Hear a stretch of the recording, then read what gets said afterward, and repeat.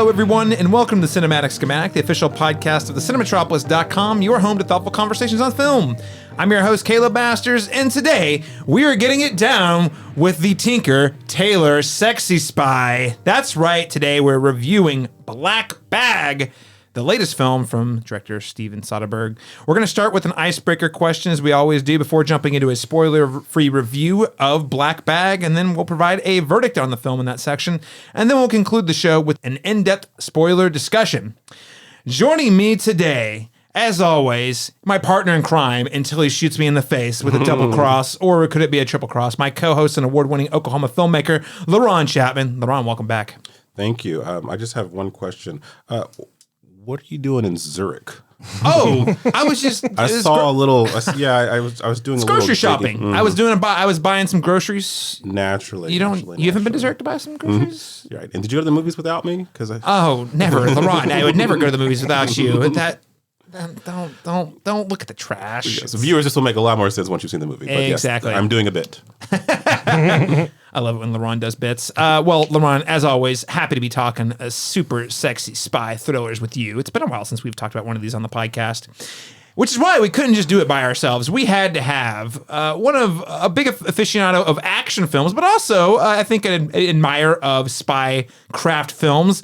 GoodTrash genre cast co-host and co-founder of GoodTrash Media, Dalton Stuart. Dalton, welcome back, sir. Thank you for having me, Caleb. My credentials, of course, being that I took an espionage and intelligence class in undergrad. Yes. That convinced me that it would be a good idea to apply for the job with the Central Intelligence Agency. Can you please join Which you're not supposed to tell people you've done. Right. Oh, yeah. No? I learned when filling out the interest paperwork. I hear there's a lot of openings up there right now. So you can please try again. Please take them. Anyone else, please take them. Please take all of those. Qualified. Well, listeners, we are here to review Black Bag. Man, so much to talk about here. We're going to jump right into it. But before we do jump into it, a quick little programming announcement. If all goes as planned, this is going to sound weird that Caleb is raising a flag about this, but I'm just going to make a quick technical note to give myself some cloud cover. If something goes wrong with this being published, and it got published late or incorrectly, and there's course correction, it's because Caleb is on the island nation of Japan, and things did not go as planned. I think everything should be fine. You should all hear this as normal. In 2 weeks, you will be hearing us talk about 2025 horror so far. Again, if all goes as planned, followed by 2 weeks after that, our in-depth spoiler review of Sinners, presuming I returned from the island nation of Japan. So that's a little bit of the programming behind the scenes, which I don't want to dangle in front of you, but this will be coming out while I'm technically off the grid, so to speak. So if there are any delays in the release or whatnot, I appreciate you. Nothing suspicious about that at all. It was all Laron's fault. It was all technical hiccups. I'm not dead. If you do enjoy this show, please give us a rating review on your preferred podcast app, Apple, Spotify. You know the drill. We would love to get discovered more by more listeners like you, and leaving us that rating review helps us go a long way. With that said, gentlemen, let's move on to our icebreaker question. This one might get us in trouble, depending on how much our partners actually listen to us talk on the radio, which is to say probably not at all. Which is why I went with another gender. Oh, snap. God damn, Laron's a lot smarter than me. Shit. What fictional romantic partner would you kill for in a spy thriller setting? So you are so in love and in such a deep relationship with said partner that I've never been more ready for a theoretical question. and Laron, I'd love for that to help me in my situation, but my wife knows that no one is safe. So, well, in that case, I'm not going to hold you back. Dalton Stewart, who would you pick? I didn't have to think about this very hard. It's definitely Rebecca Ferguson as Ilsa Faust in the Mission Impossible movies. Yep. I mean, Snap My Neck, Mommy, etc. Just one of the coolest spies in movies, and building an entire mystery bag around her character in Mission Impossible 5, I think just paid dividends for that franchise. And much like The Rock breathing fresh life into Fast 5, I think Ferguson really did a number on Mission Impossible when it needed it the most with Rogue Nation. Mm-hmm. Cool motorcycle chases. Just a cool introduction, built, sneaking around an opera, building a sniper rifle, and just, again, Ferguson. She's one of our coolest, iciest people. And it's not like when Blanchett is cool and icy. because Blanchett's like, gigantic and statuesque. Rebecca Ferguson's whittle. So it's like it's almost more impressive when she's doing some of the same things that I feel like we give Blanchett a lot of credit for doing basically all the time. It's one of her superpowers, I feel like. It is a superpower. And I have to say, kudos to her bringing a lot of sexual chemistry with Tom Cruise. By the way, a common theme we've been talking about on the show for about at least a good year and a half now is sex in cinemas. That they do a great job of making spycraft really sexy without it actually having to be explicit in the sex. So they kind of dance the fine line. Which is one of this movie's great strengths, right? That we're talking about today, I mean. Yeah, absolutely. But Rebecca Ferguson, what a great pick. I guess I never should have had a doubt in my mind. I've known for at least 10 years you've had a thing for her. But I appreciate the honesty there. Laron Chapman, what is your pick here?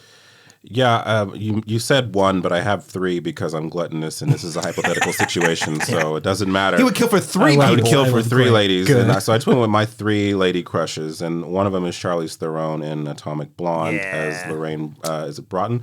One of them is Ava Green, is Vespa Lind in Casino Royale. Of course. And the third one is Sophia Aswar, Halle Berry in John Wick 3. Those are the three women I would die for. Or, excuse me, that's not the question. I would kill for. Kill for. I Not just die for, you would murder people. Exactly. So those are my three. I couldn't decide between them. So are you and I gonna have to fight over Lorraine Broughton here? Because is she turning us against depends each other? on what week it is. Because I mean, she was my number one pick here from Atomic Blonde. I would kill for her. You would kill for her. Are we gonna kill each other on this podcast? Lorraine, don't look. That's not a gun. I would throw out just for fun Paloma from No Time to Die as a great little pick. She showed up with a little bit Ana de Armas with a little bit of comedic relief. Actually, a Bond woman technically that actually got shit done as a cool spy. So love to see her. Always a sexy time when she shows up on screen. In addition to the Charlize Theron, and I have to give it up for. I mean, this is really the real MVP here. FBI Special Agent Gracie Hart. That is Sandra Bullock from Miss Congeniality. She's elegance and grace. That's right. I mean, I can't do much better than that. We need that. We need some congeniality and world peace. Oh my God! Yes, I really do want world peace. At one point, that was satire. Now the satire is way more exciting than reality. That's where we're at. Man, I would take that in a heartbeat. Listeners, what fictional romantic partner would you kill for in a spy thriller setting? You can let us know by heading over to our social media on the Cinematrop on Instagram or Cinematropolis on Facebook, facebook.com/Cinematropolis, or send us an email at Cinematropolis@gmail.com. Well, without further ado, let's get into our spoiler-free review of Black Bag. If a situation presents itself, would you choose your marriage over everything else? My devotion to my marriage is my professional weakness. Love you. You got a breach. What did you do? One of our people stole something. Something extremely valuable. You cannot imagine the damage. Find the leak. How long do you think you'll need? Give me 2 weeks. Thousands of innocent people will die. Okay, 1 week. Who's the suspect? Your wife.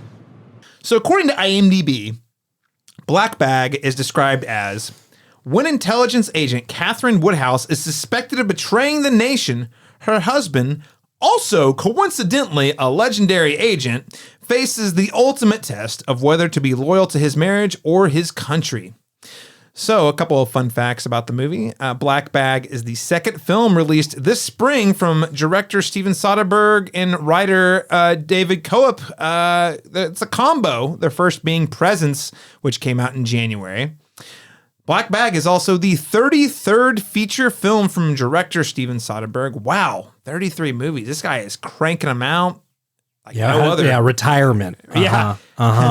Steve. He retired, was it 2016, I think, was when he retired officially? That's like 10 years ago. Yeah. in 13 movies. Almost immediately started pumping out more movies. I think he's like, I'm taking a 2-week vacation. What a hero. Yeah, for real.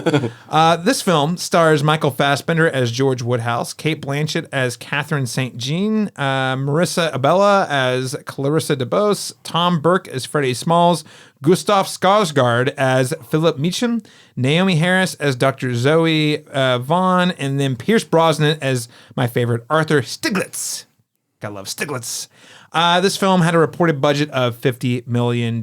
So a lot of fun things going on. This is like a middle of the road, like by today's standards, low budget, but I would say mid-budget spy thriller. Pretty high budget for a Focus Features movie. Yeah, I would say, definitely yeah. like kind of falling in a weird in-between place. Certainly. I was kind of surprised about the budget. I mean, like, it looks great, don't get me wrong. But They're just not marketing it at all. No, not at all. The marketing budget does not exist. I heard about this movie when you asked me to come talk about it, which is insane. Well, my wife didn't hear about it until I said, hey, do you want to go see us on Thursday, this last Tuesday? Yeah, So, you know. of course. Yeah, there's just no there. This is DOA, unfortunately, it seems like. Unfortunately. Which yes. is very unfortunate because it's so fun. It's so fun. Well, Dalton Stewart, take us away. What did you think of Black Bag? I mean, from the second it opened with that sort of that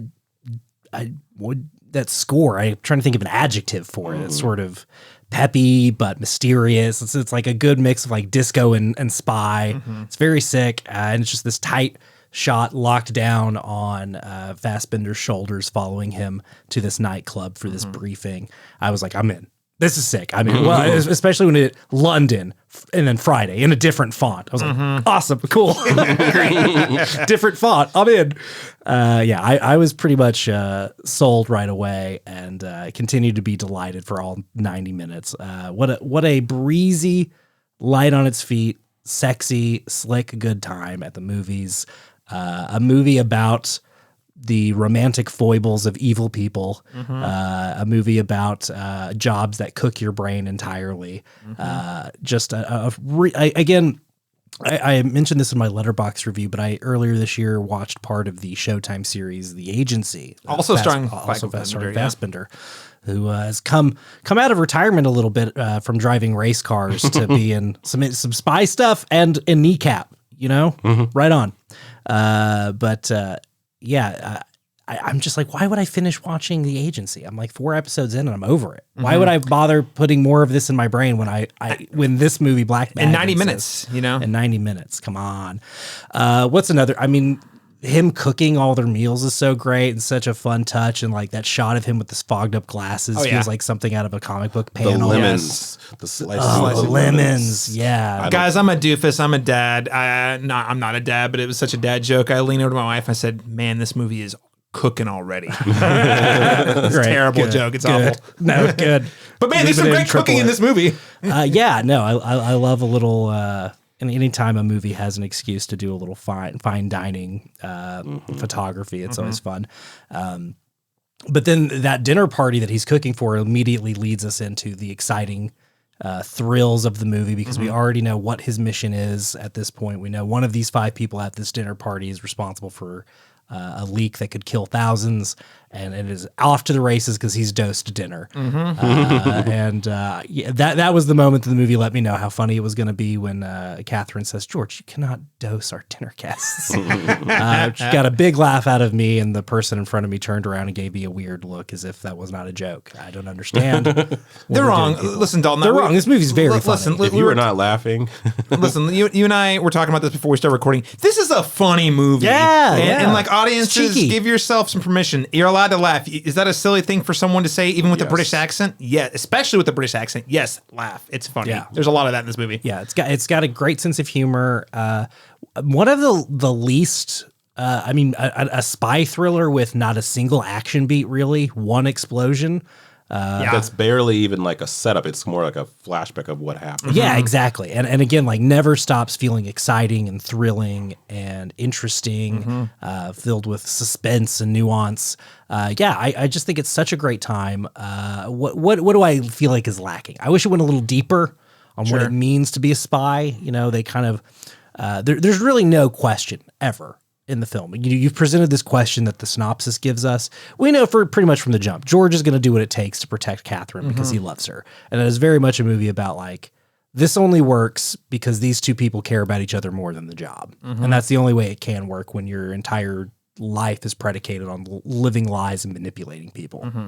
And so I wish they had gone a little bit more. And that's something I do like about that show, The Agency, is Fassbender is much less buttoned down in that show. He's a guy playing a guy with a much more vast reserve of emotion and feeling that he's trying to tamp down. And so I think that show does a really interesting feat of kind of getting involved in what it means to do this work and what it does to you and to your soul.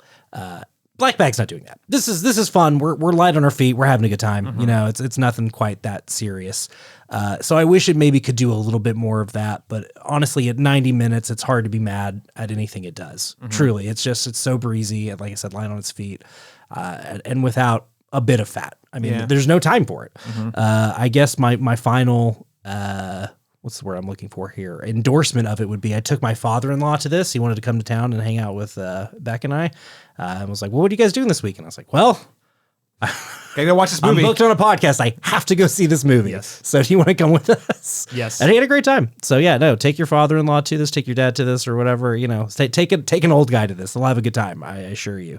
But I think anybody would have a good time at this. This is, again, a really sexy, sleek adult drama and a thriller. It definitely makes you wish movie star paychecks were less, because this movie should not cost $50 million. No, it's got to be mostly for Fassbender. And Blanchett, for sure. Yeah. Which, again, like at the very least, they're getting this in under $100 million and trying to market it more as an indie through their Focus Features banner. This is, of course, Universal by way of Comcast, who owns Focus Features.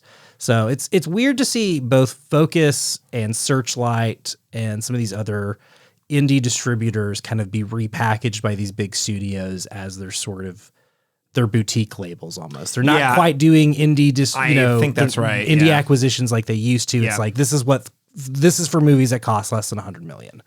What used to be their indies now is like here's our middle budget. It's for adults. Weird. Yeah, no, I think it's right. But yeah, I'm a big fan of this to keep it on topic. Well, I love to hear that. It was a fun time. It's light and breezy, and it's really, I would say, like just an exercise of genre in the best way possible. It's not really trying to reinvent the wheel. It's just trying to do what it does really, really well. Very tightly written. So much to look at. Laron, Chapman, what was your take on Black Bag?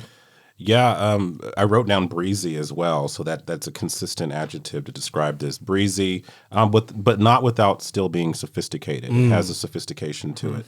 I really dug this, and I just felt like it's definitely a vibes movie, and I wrote down delicious 3 times, so it's very delicious. I don't know what it's the dialogue. Okay, let me guess. Number 1 was sexy time with Cate Blanchett and Michael Fassbender. Number 2 was the food, and number 3 was the reveals at the end. Is that the 3 times? You have literally entered my soul, sir. You entered my soul. I saw somebody call it sexy without ever being sensual, which I think is interesting. That is interesting. Yeah. Huh. Something I've been thinking about. Yeah, and it is interesting to be able to exude that kind of that aura of sexual tension and kind of. Well, it's what you were talking about, Dalton, with the Rebecca Ferguson and the Mission Impossible. I guess those are a little bit sensual at times, but generally speaking, it's like this weird mystique of like, I'm feeling the sexual energy right now, but we're not actually doing a ton on the screen necessarily to like. Yeah, it's about patter and rapport and Definitely. chemistry. Yeah. Other kind of more ineffable things. Yeah. And it doesn't overstay its welcome. It's just it's in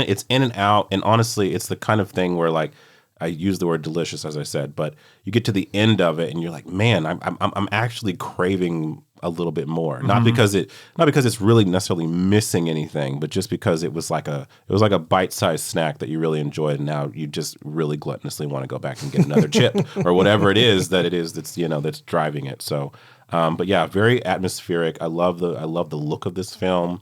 Very stylish, and again a vibes movie. It's more than it is like focused on any individual action set piece. It's really more interested in dialogue and character, and all the thrills, the spy craft. Exactly. All the thrills kind of really come from the conversations, and I love that. So, I mean, I really wouldn't joke about the Tinker Tailor sexy spy thing. I mean, because the thing about Tinker Tailor Soldier Spy is that movie is way too long, and I don't dislike that movie, but it's a slow burn, and it's longer. This movie is like let's keep it lean. It's the same thing though. It's all driven by conversations. Who's on whose side? Who's lying?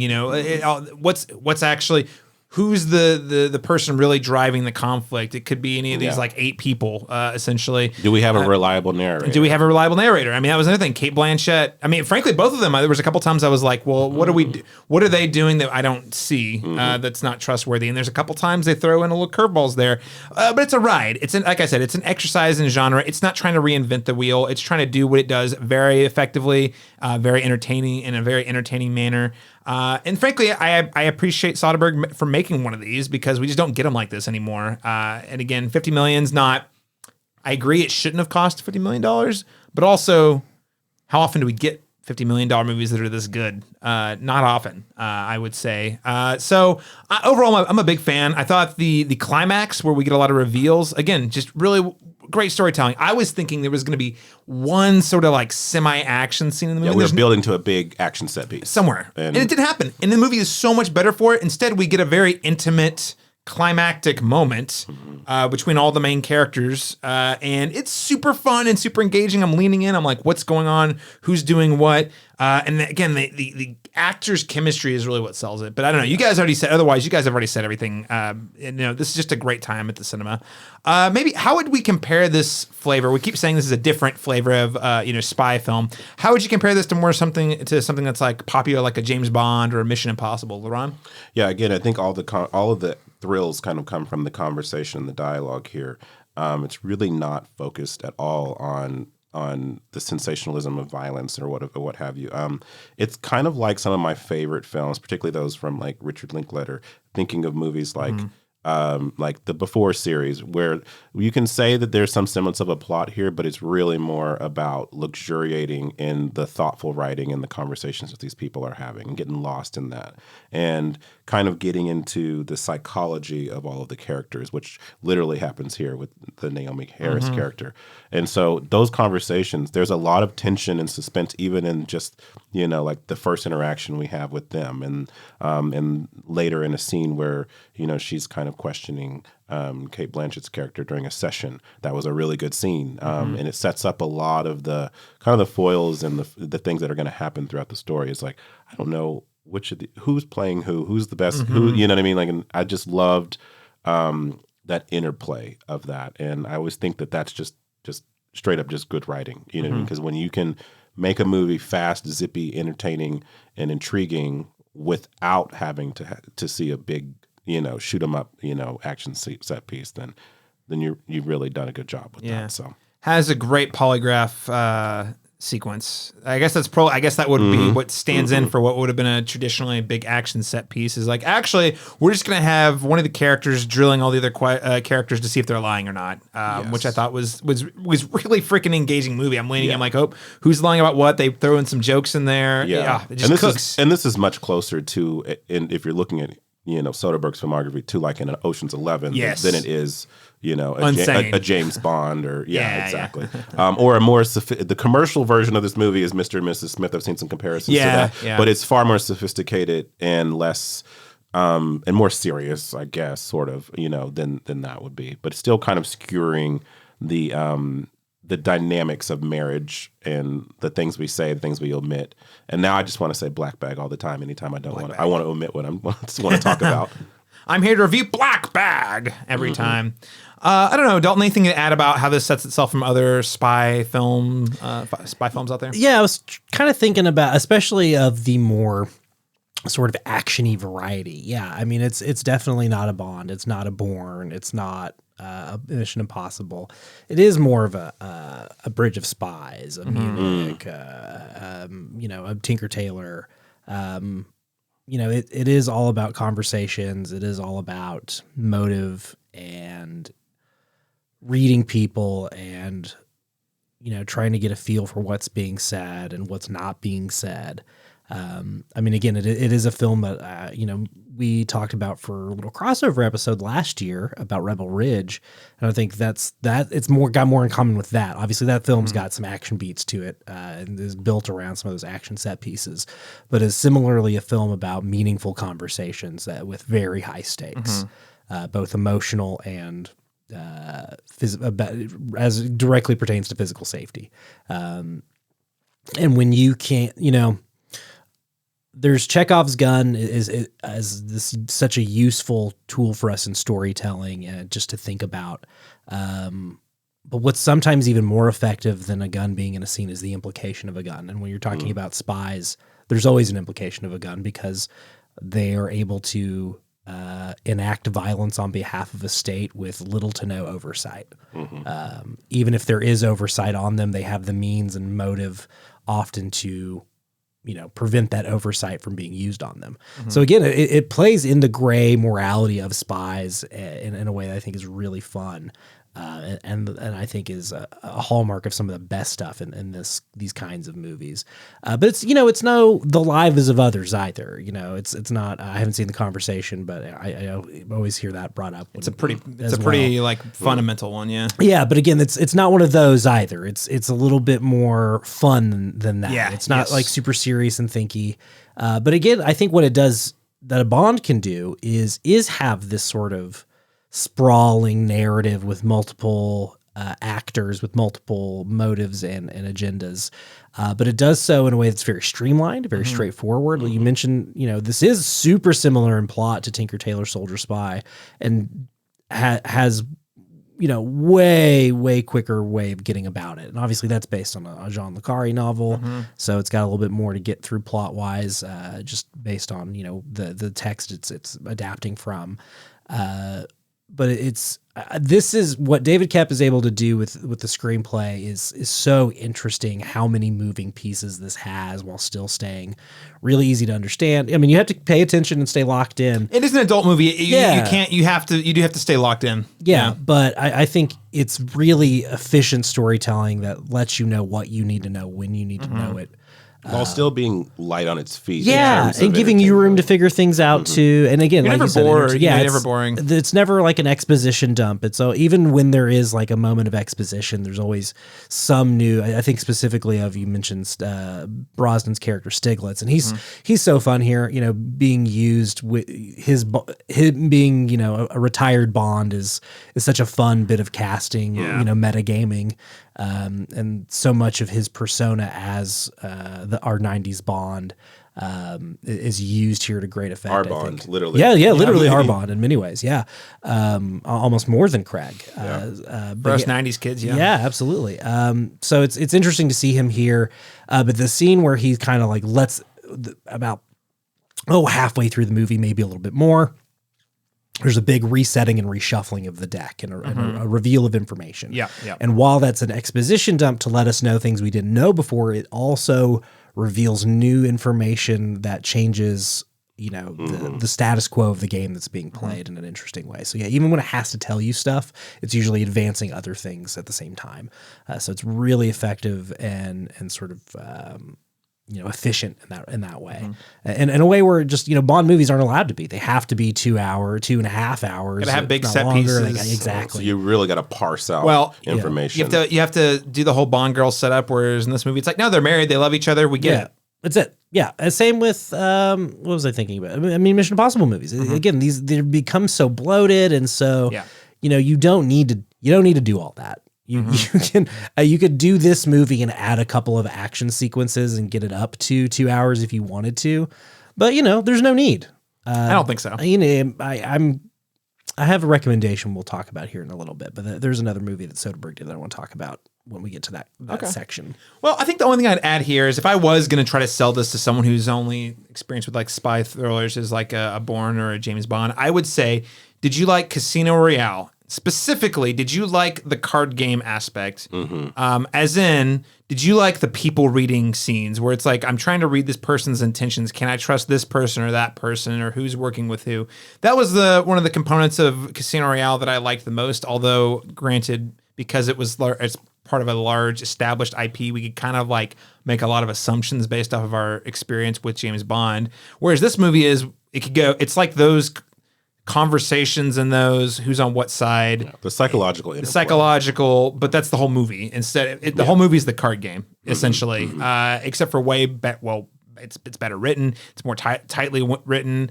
It's sexier. All the above. I think otherwise you guys have summed it up pretty well. This is doing something a lot different that, frankly, I would like to see more of. Spycraft. It's actually about the spycraft at the end of the day. Less about the action sequences. I'd love to see a dead drop. You know what I mean?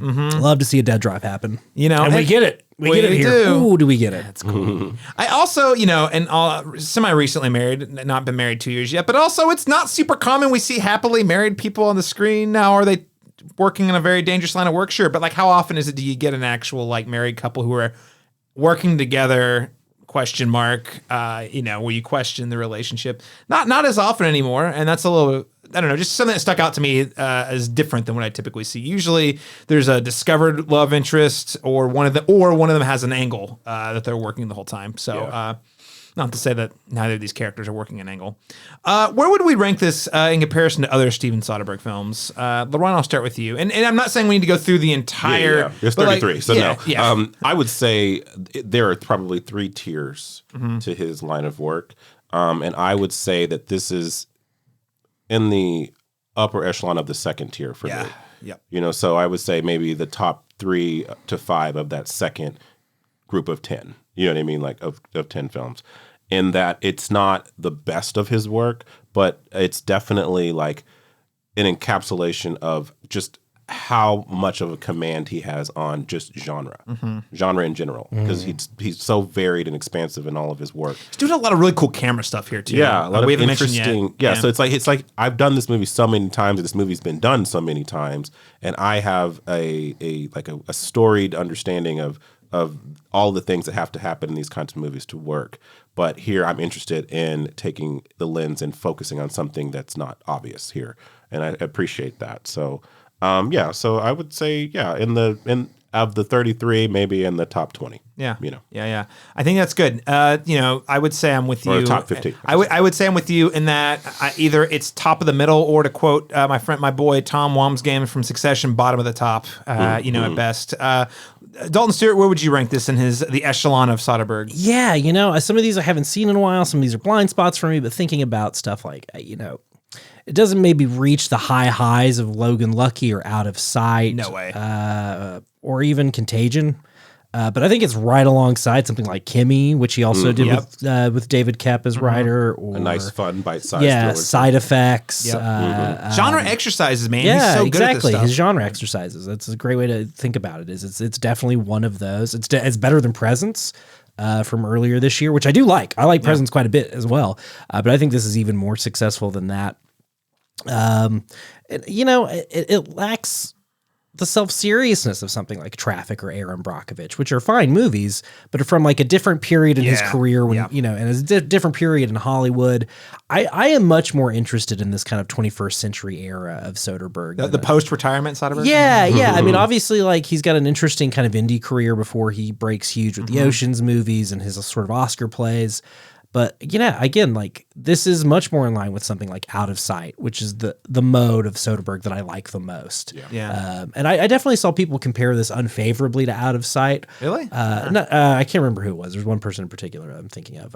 But I would say that this if you like Out of Sight, you're going to love this. Or rather, if you like this, you'll love Out of Sight is maybe the better way to put it. But I think they're both quite good. Out of Sight is normally my selling point for people who tell me J-Lo's never been in a good movie. I was like, hold up. Whoa, they haven't seen enough movies. I was like, it was enough movies. I can name 5. Now I can tell you there's 20 others that are good, but Hustlers. I need a resurgence of conversations around The Cell because people hate this movie, and I'm like, I think you need to. I really think you need to rewatch it, Caleb. I know. I hear you. I mean, like, I have never been more. Listen, I got brainwashed by early aughts internet, where everyone on the internet said it was bad. Yeah. I'll be honest, I've never seen The Cell. I've only seen. I'm a sin. I've never seen The Cell. I've seen all the internet memes making fun of The Cell. And you love The Matrix. So I know. I need to check it out. Do you like other Tarzan movies? Have you seen The Fall? The Fall's fine. What was it? The Fall is fine. Did he do? You heard it here first. Was it Immortals? He did Immortals. That was Immortals is fine. That one I can. He's a undeniably visually striking, provocative filmmaker who takes swings, which in the Caleb Masters book typically gets him lots of brownie points. The Cell is definitely like the most of his, like the strongest offering he's had, because it's definitely. Is it the question I have, Laron? I'm just going to cut the chase. is he up his own ass too much? That's the biggest concern I have with that. Not there. I feel like it's too stupid and too genre and too grimy to be up its own ass. Yeah, for sure. All right. I need to give you a chance. Shout out to Tarsem. All right. Thanks, Tarsem. I'll throw that out too. Watch The Cell. That'll be a bonus episode one day soon. Well, guys, I don't have too much more to add. I think you guys have said it all really well. This is a great Soderbergh film. Again, top of the middle, bottom of the top. If you want to see, and we're going to talk about this a little more in spoilers, but this is Soderbergh's just a guy who experiments. He just experiments, and every time he's doing it, he doesn't always hit, but it's always good enough to really fucking interesting. And almost always fun, even when it's a miss. Like, I'm like, this is a cool thing you're doing. I appreciate it. And for a guy to have been so successful as a studio filmmaker, to be able to bring this sort of like experimentation to a middle budget film, I think is phenomenal. Well, he never stopped being the guy who made Sex, Lies, and Videotape. Exactly. You know, he's always stayed kind of indie in that way that like somebody like Laron mentioned Linklater earlier. Who else? Anyway, that's another. We can stop at one example, but yeah, just one of those indie filmmakers who always like kind of kept hungry. It feels like, and always had an askance view of being in the industry, you know, which there's no cynicism. It seems like every movie he makes, he's having a fun time. Even if they aren't great. It's like, you know, he had fun making this movie. He's definitely making movies he's interested in, you know, even if it's not obvious to studio executives why it's interesting. And I also think, you know, if we're looking at filmmakers who have successfully navigated the studio system to, yes, do the one for them, one for me sort of thing, and leverage that to his ability to make really cool indie films. I mean, he's among them for sure. Like so many cool movies he's made, he wouldn't have been able to make if he hadn't played ball at the studios, but also he gets to make cool stuff still. So, you know, it all works out. You make 3 Oceans movies, you get like 10 like indie minded films, you know, what he's doing is really unique in Hollywood, I just got to say. What letter grade would we give Black Bag, Laron Chapman? I give this a B+. I think it's real sleek. It's very rewatchable. I think it's the kind of thing you could just throw on in the middle of an afternoon, whether you're watching it or not, and it will create an ambiance because that's really what it is. It just it has an atmosphere that's just, again, very breezy. Feels like a nice cocktail, you know, on a patio, you know, by the beach, you know. So enjoy that, or like cracking up a good book, you know. So like a pulpy airplane book sort of thing. Absolutely, yeah. Dalton Stewart, what letter grade would you give the film? I mean, this is an A- to an A for me. Yeah, nice. I think this thing rocks. Can't wait to watch it again. I think it's a great time. It's in line with, you know, I like Mickey 17 a little bit more for its grander ambitions and its larger thoughts on our material conditions. But this is more fun to watch probably as far as just like a breezy good time. Yeah. That is, you know, just like as we've been saying, it just goes down so smooth. It's so fun. And again, like complicated and gray and sort of full of these like larger themes that it kind of hints at. Again, I wish it went a little deeper on, but as I think or hope we've hit on, I think it does have some interesting stuff going on. Especially, as you say, there's not a lot of movies for grown-ups about, you know, long-term relationships and marriage. There's this sort of interesting, you know, moralizing of that George does as far as, you know, he views the monogamy that he has with Catherine as sort of sacrosanct and is offended by other people's infidelities in a way that's, I think, kind of interesting and says something about his character. It's got a lot going on for it and not just the spy stuff. I think the relationship stuff is really interesting and maybe where some of the best of the movie's juice can be found. A spy with a moral and ethical compass. It's so weird. Yeah, exactly. Because usually the movies are all about how he had to kill that or she had to kill that to do the job. Well, and I think that's the question that, what's her name that played Amy Winehouse, who plays the signal intelligence, the satellite imagery lady. I forget her character name and the name of the actor, but... Clarissa. Yeah. Yes. Who's that actor's on Industry as well. She's definitely got some of the best lines in the movie. She's a comedic relief. She's comedic relief for sure, but she also like directly states the movie's questions a lot of the time. She's given that the role of like about the truth. Yes, exactly. Truth was a She's really good she's the line. person who wants to know what is actually going on in a given situation. Will hold people's feet to the fire as far as like making them say what they mean in a way that's interesting, and again pairs well with George and the way in which he's kind of this human lie detector and is always trying to figure out what people's angle is. Anyway, a long way of saying, Caleb, I like it a lot, and I think people should see it, and I can't wait to watch it again. Excellent. Well, I also love this film. It's a B+. You know, we've been talking a lot about this lately, and I feel like this has been maybe the Q1 of just really solid down the middle, Mid-budget, adult, like really solid adult genre films. exercises for adults where it's like, yeah, it's not setting the world on fire. It's just trying to give you a good time. It's got enough cool ideas and it's well made enough that you can just sit back, watch it, have a great time and move on. And then a month later when it's on VOD or streaming, turn it back on and watch it again. I would watch this movie like 3 or 4 times, no problem. Stealing this, but I thought it was a great little bit from GoodTrash's Arthur Gordon from his Letterboxd review. He watched this back to back with Electric State, which is the new Netflix release starring Chris Pratt. And I think the movie was budgeted at $300+ million. And he said, So disgusting. he gave it 2 stars and said, well, I didn't hate it, but he's like, but this movie is $300 million. Black Bag was $50 million. We could have gotten like 5 more Black Bags for the price of this movie. And better words haven't been said. I would take 5 more of these over a Marvel movie. It's lean, it's mean, it's sexy. It keeps me on my toes. It provides a core mystery for me to contemplate both with myself and with my partner watching the film. This is just simply what old school studio programmers used to be. A good time at the cinema. B+, A- on a good day. I think you should check it out. What other media recommendations do you have for people who like Black Bag? Dalton Stewart? I mean, right away, I got to say, canceled for her weird conservatism aside, Gina Carano's team up with Soderbergh for Haywire. Yep. Which also has Fassbender. If you want the fightier, punchier, kickier version of this, I mean, he found himself a star who could fight and built a movie around them. And I think that movie is really fun. It has some, if you want to see Soderbergh's sort of playful camera photographing fight scenes, that's the movie for you. It's got some great ones. The one with Fassbender himself in a hotel room is probably the standout of the movie. Really incredible fight. That's kind of gnarly in a way that like co-ed fights usually aren't in movies. And I think that's what's cool about Haywire is it takes Carano's character seriously as a combatant and as a fighter and as an, it's not doing sort of the Wei Fu sort of 90-pound soaking wet kung fu thing that you see in so much of like a Joss Whedon stuff. It is like very, this is somebody who knows how to fighting. It's Down and dirty, gritty, intense. But with again, shot with real care and like cool choreography in spite of it. It's not overly choreographed. So it doesn't feel too movie. It feels very grounded, but still flashy enough that it looks cool. I think that movie is really fun. And again, another Soderbergh genre exercise that is a really good time from over almost 15 years ago now. I think it's like 2011 or 2012. Wow. Yeah, it's quite a bit old at this point.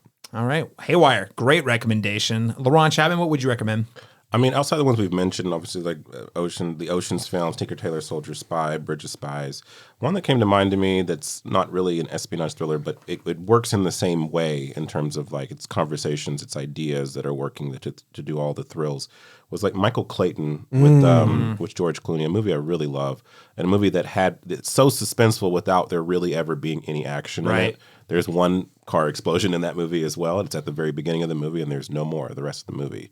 And then something else that came to mind recently, the Fassbender, I think the Killer, obviously comes Did that to mind. review last year? Yeah. That one's definitely more like punching, killing, whatever, but there's still like sophistication to like the process of what it means to do that job. That is always, for me, in the case of that movie, the process of how to do the job and then not doing it. Yeah, exactly. So those are 2 that came to mind outside of the obvious references.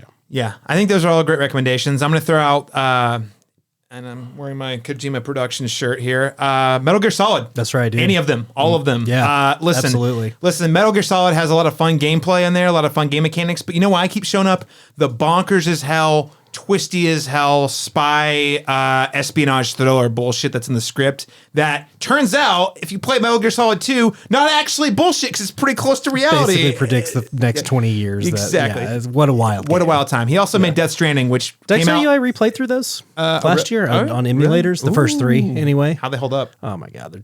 What a joy. What a joy. What a joy to experience all over again, truly. I'm excited about Delta, which I know is not involved Kojima, but it is a remake of 3. Yeah, with the yeah. graphics. I'm on board. Yeah. Anyway, I love those games. And also, Death Stranding, not necessarily a spy thriller, but talk about predicting the future. The dude predicted the pandemic, like right before the pandemic hit. You're like, did this guy time travel? Kojima, man. That guy.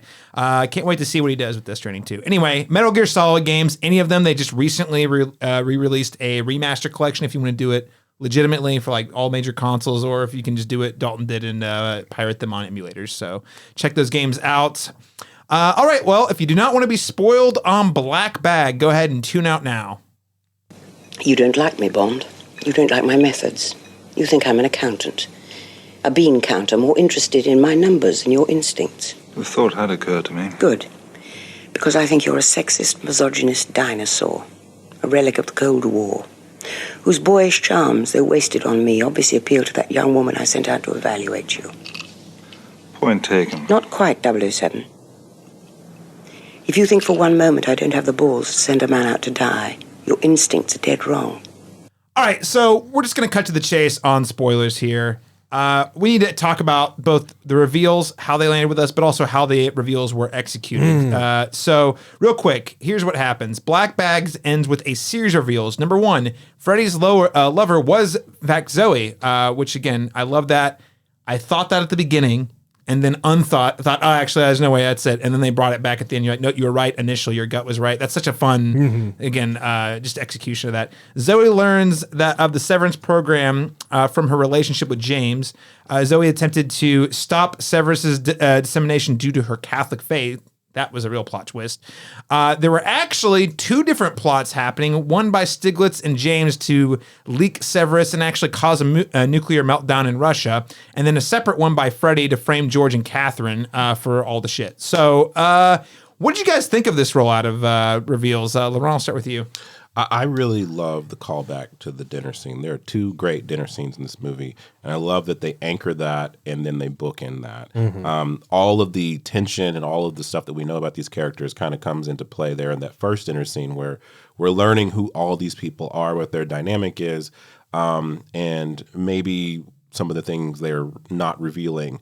And then as the movie goes on and we learn more information, it's so much fun to see, like, okay, so how are the merging of all of these things going to, intersect and collide? So I found that really, really thrilling.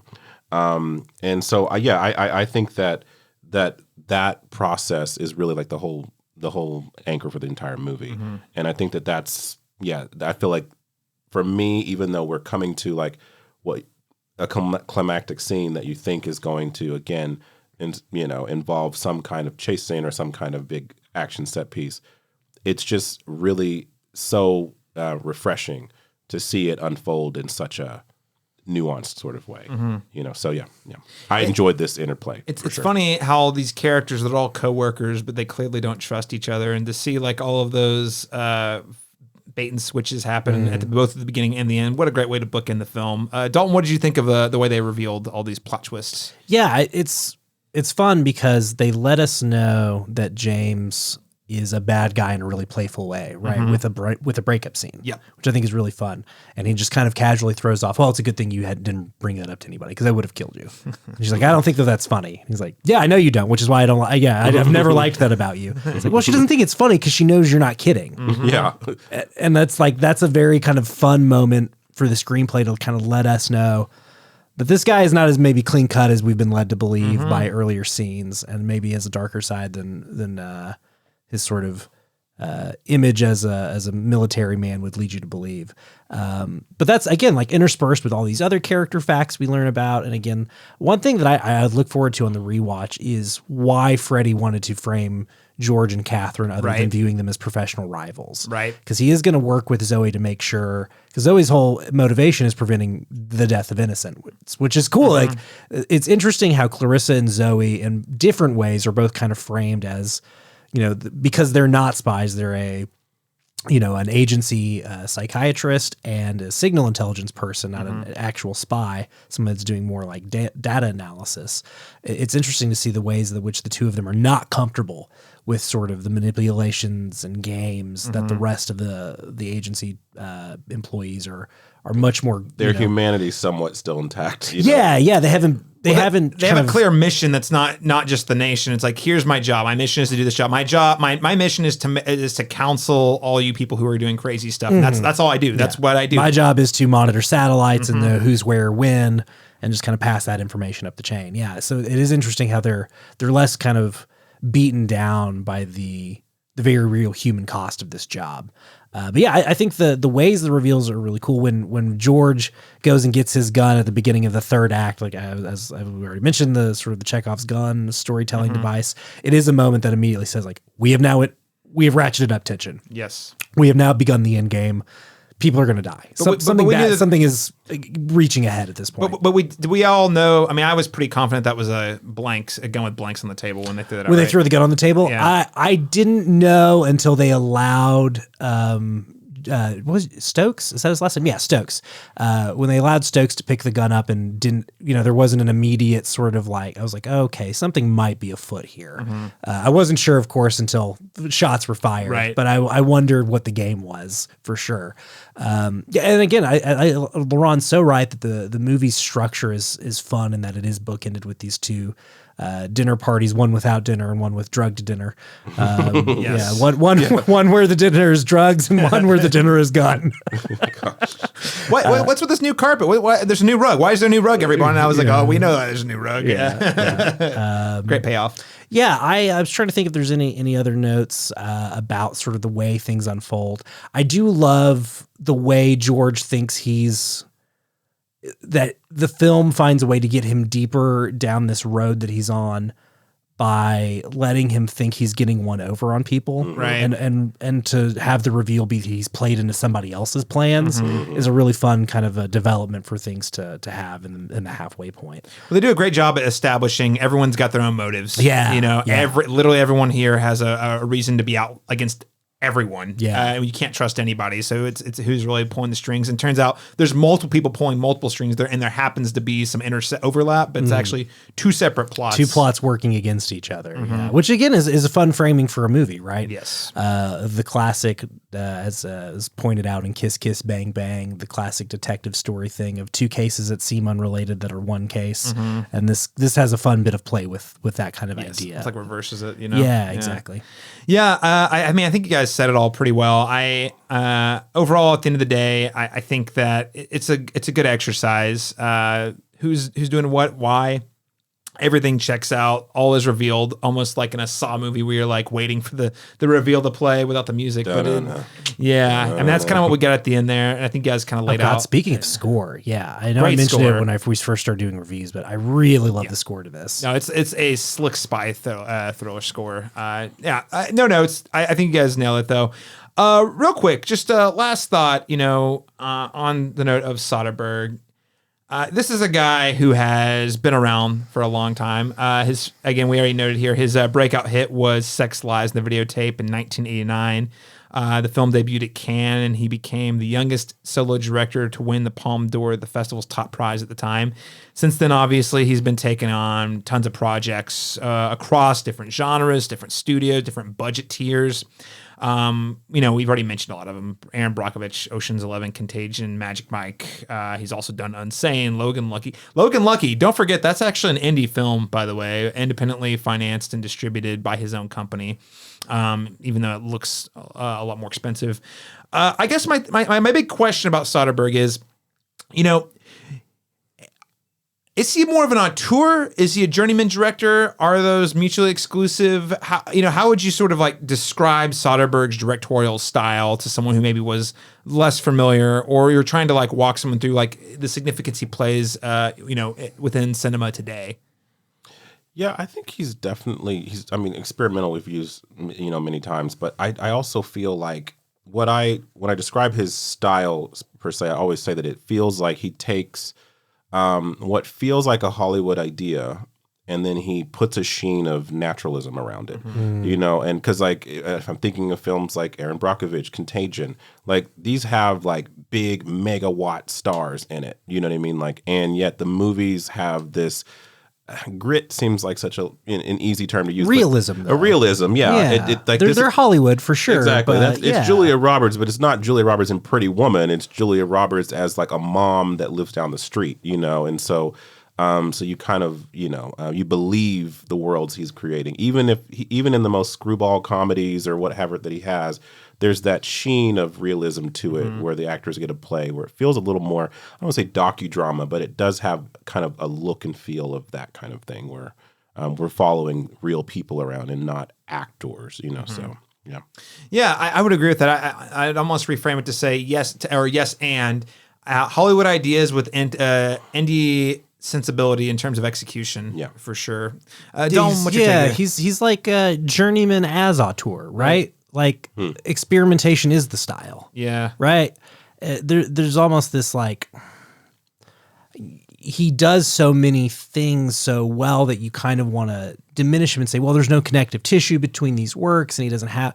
No, his themes are pretty. You know, he's always kind of talking about people operating within systems and dealing with systems, whether it's Traffic or Brockovich or Logan Lucky. Like, these are people who are confined to the structures of the systems that they live in and have to find out a way to eke out an existence in spite of the powers that are over them. So yeah, no, I think he definitely like has stories that he's interested in and goes back to. I think he's stylish in a way that is like cohesive and similar across movies. But you're right, Caleb, to acknowledge he'll kind of do anything. He'll play in any space. But I think that is what, like you said, it's both and. Right, it's both of these things are true. He's a journeyman who is an auteur, and he's an auteur who you can see his bona fides in the way that he kind of operates as a journeyman. It's less like, okay, for example, I wouldn't say that Soderbergh has a very specific visual style. I just wouldn't say that. What I will say, though, the through line on the auteur side is, while he does not have one that you would say, oh, it's a Soderbergh look, what I can tell you is that I can tell you his movies are always doing interesting things with the camera. I think, you could look at Unsane, Kimmy, Mm-hmm. Presence, and this one. All four doing different things. But again, Unsane with this sort of fisheye iPhone photography, Presence with this gimbal photography. You know, I don't know if you know what a gimbal is, but it's the gimbal rig. It's what if a steady cam and a dolly were the same thing, right? And just using this gimbal to zip around in Presence, or what was the other one I said? Oh my God, Kimmy, which is like again much more. You know, we're kind of in somewhere between Black Bag and Unsane. It's a little pulpier, but yeah. Yeah. But again, I think you're right, Caleb. There's not like a Soderbergh style, but he's always being playful with the camera in a way that makes you kind of go like, there he is. Yeah, this is clearly a guy who loves to put the camera in interesting places. And it feels like he's like on the opposite end of, say, like a Christopher Nolan, in the sense that he is making, like, Christopher Nolan has an indie sensibility to make commercial movies. It's like Soderbergh is making commercial movies more indie, you know, like it's like in that sense, just like unlike Christopher Nolan, though, Soderbergh makes a lot of indie movies between the big Hollywood expensive movies. Which again, I love both of them. Not to be clear, but like 33 movies. Christopher Nolan cranks one out every 3 to 4 years. This guy's cranking like 2 out in a spring. You know, I mean, it was a couple of years ago. He had No Sudden Move and Let Them All Talk Out within. Months of each other. The Laundromat, which was not my favorite, the Laundromat that also came out pretty close to around those two. two. Yeah. So he was like, I got Meryl for 2 movies, guys. I don't care what it is. I'm putting her in them. Yeah. So anyway, I don't know. He's also one of those guys he's done so many movies. He's done it for so long. He's basically, it feels like he's friends with everyone in Hollywood. So that's why he's able to just work with all these different studios. It's cool that he edits his own stuff too and doesn't like kind of make it, isn't putting, no shade to Sean Baker. I'm not taking a stray shot. 4-time Oscar winner Sean Baker, editing Oscar winner Sean Baker. But again, like I don't know that, because Soderbergh like often has a pseudonym for his editor credit, right? So I think it is kind of there's something interesting. It's not me. Don't worry about it. I don't want you thinking about how many hats I'm wearing. There's a lack of ego in crediting a fake person that I think is interesting. Yeah, for sure. Well, just to wrap it up. wrap up our conversation, and the reason I wanted to talk about Soderbergh here is we really don't talk about him enough on the podcast. I oftentimes, again, he's one of those guys, he's always doing interesting, but whenever I'm making the schedule, I'm always like, well, yeah, it's another Soderbergh joint. It's interesting, but there's always something else that comes up. This is the time. We're talking about 2 Soderberghs, 2 podcasts in a row. Real quick, what would you say are your personal top 5 Soderbergh films? And Laron, Chapman, I'll throw it to you first. Man, and I do this for fun on Letterboxd a lot. Like I'll sit there and just rank my favorite filmmakers, movies, because it's a fun exercise to really see like what your taste levels are with everything. And it's easier to do that with something like a Scorsese or even a Spielberg to a certain extent, who has also jumped around with genres. Soderbergh is hard because there's not really a whole bunch of movies that are the same. It's so varied and expansive, but. Like my heart is always going to be set on Erin Brockovich, despite my storied origin story of my middling film career. She's one of the first villains in my story. Julia Roberts, that is. Julia Roberts, I'm sorry. Yeah, I genuinely love that movie, and my mom was going through law school, and she was a paralegal, and she was a single mom with 3 kids. So that movie always has had a soft spot in my heart, and I can quote that movie front to back. I've probably seen it 50 times. Wow. So love that film, and it's just a good triumph of a success story, like taking down a big corporation, small town mom, doing that. And it's a true story. But Sex, Lies, and Videotape actually was introduced to me by Sunrise, who's in film school. It was the first time I ever saw it. And he plays that as one of his introduction to indie films. Out of Sight. Dog. Out of Sight is definitely on my list. Ocean's 12 specifically. There's a lot of people who like that more than 11. I do. I like it a lot more than 11. I don't care for 13, but I do like. No one likes 13. I don't. Okay, cool. I was like, actually, no one loves 13. Yeah, I feel like 11 sets up things really nicely, but I just think 12 is more fun. And then also Contagion, which seems weirdly prophetic of the pandemic before the pandemic. No. It was like, what if the pandemic was handled with competence? Yeah. Jeez, man. Yeah. I honorable mentions Beyond the Candelabra and Traffic, maybe. Yeah. But my 5 though are All right. All great picks. That's the thing. There's so many to choose from. 33. Hard to go wrong. Dalton, Stuart, what are your picks here? I mean, Out of Sight for sure. That's probably number 1 with a bullet, honestly. I'm going to go Logan Lucky after that, maybe. I really like that movie. Logan Lucky slaps. That I just movie's rewatched it so recently. Good. Yeah. I mean, obviously, deep fried Daniel Craig is really funny. Yes. But there's just a lot to like. Channing Tatum is really good. That's maybe his best performance. Yeah. And that's one thing I've always liked about Soderbergh is he's somebody who takes Channing Tatum seriously as an actor and knows how to use him. Let's go Contagion after that. I'm with you, Laron. I think that movie is really cool. Just like a really fun sort of both like a legal thriller, but also public service announcement, but also like a conspiracy. Like it's got so many kind of hats that it's wearing, much like Soderbergh. And when you watch it, it feels like you're just watching the news. Yeah, genuinely. That's the style, though. Yeah, it is so interesting. What else? Let's say, I'm gonna say Haywire. Already mentioned, but I think that movie kicks ass. Yeah. I mean, I would love a fight movie, obviously, as a liker of that kind of thing, but it's a really good one.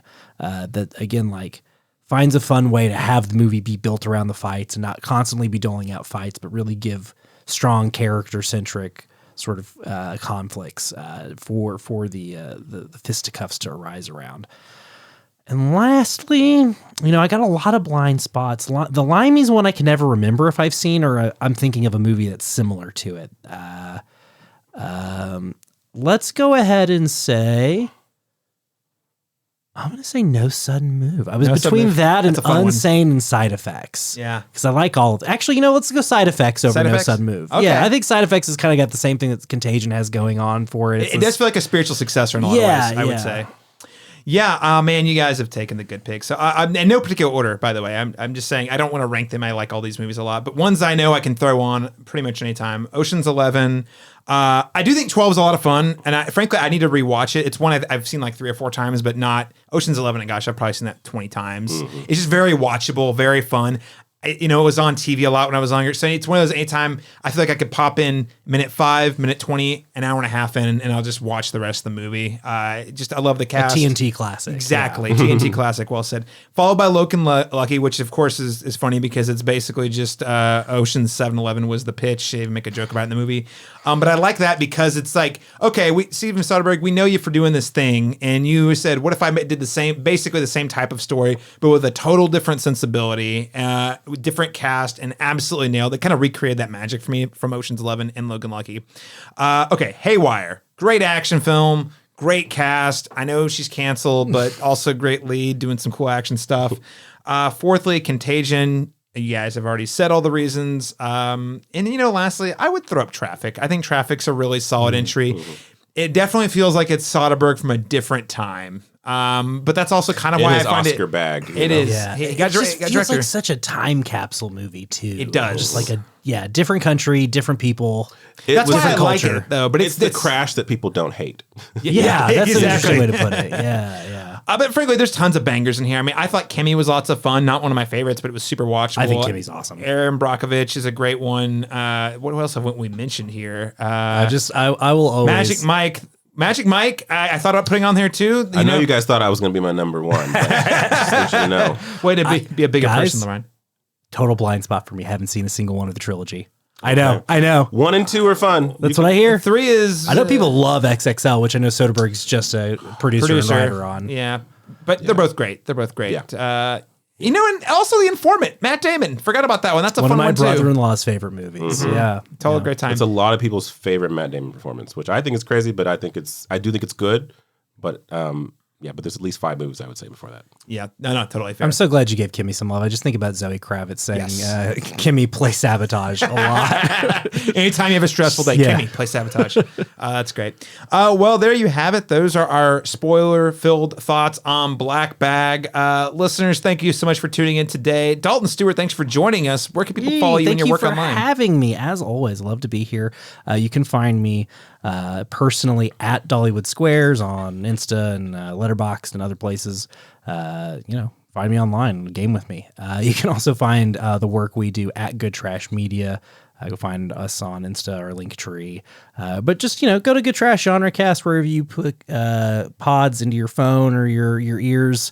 Good Trash Genrecast every Friday, and then stay tuned to that same feed for our bonus episodes or little garbage shoots, our mini reviews over new films. But generally covering classic genre cinema. I'm actually about to program a whole month for us. Yeah.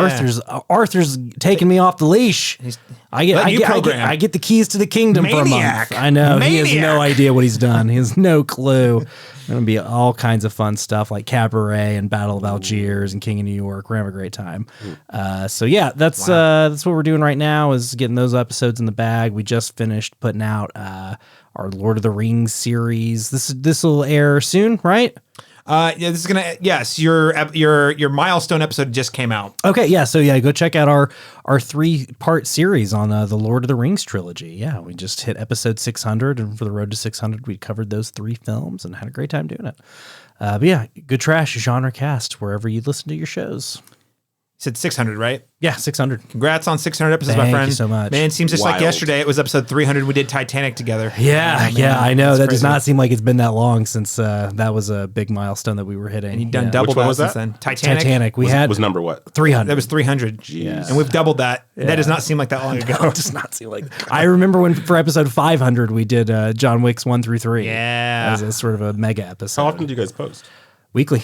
Weekly. Okay, that's Yeah. why. That's why. That's why. Weekly since 2012. Weekly since 2012. Yeah, I don't know of a movie podcast other than Film Spotting that's got a higher episode count. Congratulations. Thank you. Keep it up. Always impressive. Always fun stuff. Always learn new things from either joining or listening to the Good Trash Honorcast listeners. So don't miss out. Laron Chapman, where can people follow you and your work online? They can follow my film column, Real Insights with Laron Chapman on the cinematropolis.com, or you can follow me on Letterboxd at black_Cinna_man. All right, listeners. And of course, you can find me on all the social media at letter C Masters Talk. That's letter C Masters Talk. Letterboxd, yay. Also Instagram, all the other socials. But most importantly, you can find all the work I'm doing over at the cinematropolis.com.